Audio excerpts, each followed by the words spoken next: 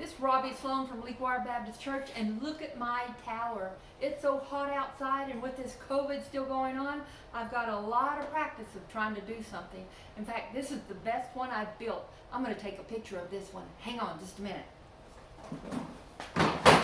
Oh my gosh, Robbie! Are you videoing? Is this on live? Oh, let me. I'm out of here. Bye. Sorry. Preacher.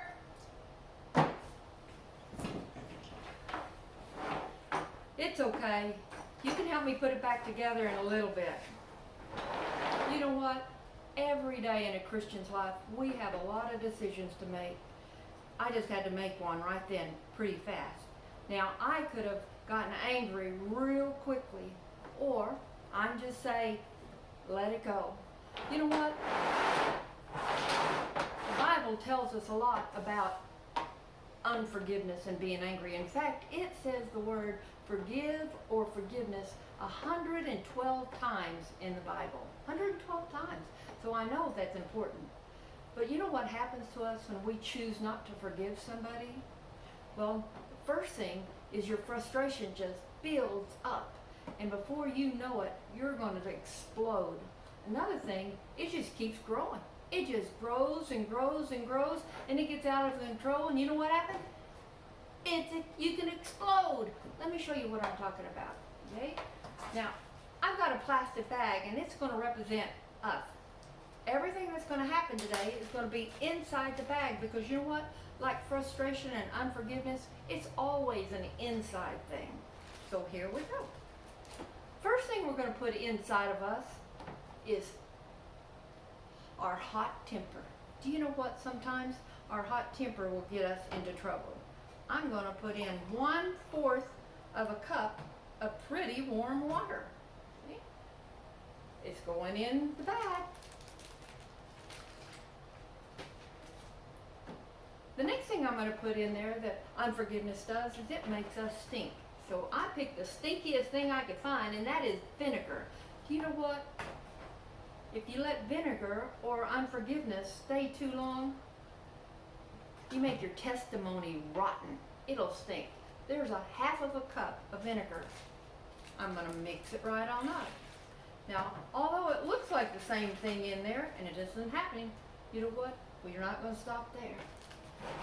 The next thing we're going to add to it is baking soda.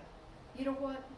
What always happens with baking soda, no matter what you do with it, it always causes a reaction of something. The same thing with unforgiveness.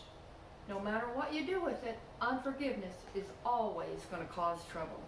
So here we go. Oh, wait a minute. I almost made a mistake. Here we go. Let me dry off this table a minute. We as Christians sometimes, and even good people, we try to disguise unforgiveness. We make it look like it's a package. So I'm going to put our unforgiveness in this Kleenex. There's 1.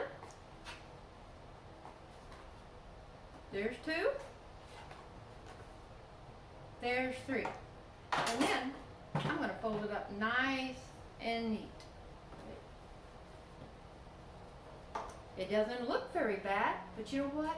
When we put unforgiveness in us and we mix it with some other ingredients that's not good for us either, reaction happens. Now, I want you to watch it. The next thing that we know, somebody tilts us, and now we're mad again, okay? And then, oh, you better watch this bag. Let me push it back here so you can see it. And then, the next thing happens, we keep growing. You better watch. And we keep growing, and our frustration and our unforgiveness gets to growing and growing. Uh-oh. And then it just seems like people push us, and they don't even know that they're pushing us because they don't know what else we've got inside of us, okay? We've just got it all hid up and stored up in front of us, and then the next thing we know, somebody else pushes us. Oh no, oh no, oh no, and it gets so big. Oh no, oh no. Oh, preacher, you better get back. It may be deadly. Here we go. Look at what happened to inside of us. You know what? We're not going to touch it. Just hang on. Just hang on. Come on. Oh, it's going to make a big mess. I just see it happening. Uh-oh, it's still growing. It's still growing.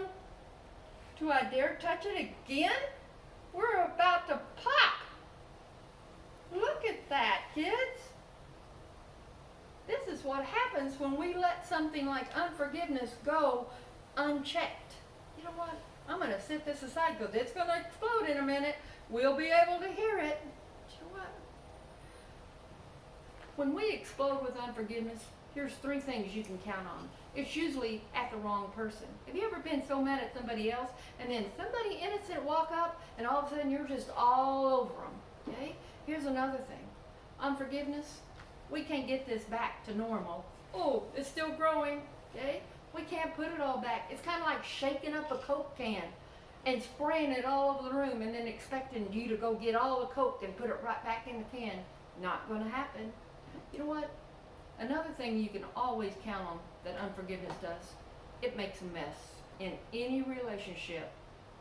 Any. It can be your brother or your sister or your mom or your dad. It can even be your teacher.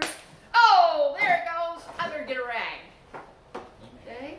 It always will leave a mess. Okay? Everywhere it goes. Look at that. You know what? The Bible tells us, okay, that we need to forgive, but only does it tells us why we need to forgive. It says that in one of the most important parts of the Bible is called the Lord's Prayer. And you know what? Even in that prayer, it says what?